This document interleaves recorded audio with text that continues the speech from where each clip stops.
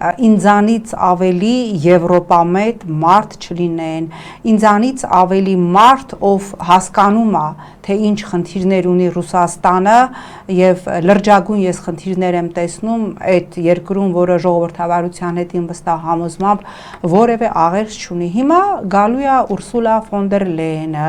հուլիսի 12-ին Հայաստան է գալու Եվրոպական միության ընդլայնման հարցերով հանձնակատարը, բա կարծում եք դրան չի պատասխանելու Ռուսաստանը սանկցիաների նոր փաթեթով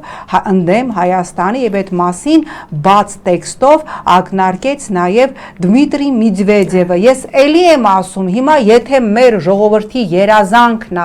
որ ռուսական գազը $177.5 մեզ վաճառվի $600, եթե մեր ժողովրդի երազանքն է, որ մեր տնտեսությունը, մեր գյուղատնտեսությունը ուղղակիորեն ոչնչանա, եթե մեր ժողովրդի երազանքն է, նայում եմ նախորդին, ինձ հրավիրել են Արարատի մարզ, տարել են ջերմոցները, ասում են նայեք, այդ լոլիկները ծառերի վրա չորանում են, ծաղիկները փրթում, թափում են, եթե դա է մեր երազանքը, շնորհավորում եմ ձեզ, շուտով այդ երազանքը սենց ամբողջական փաթեթով դուք կստանաք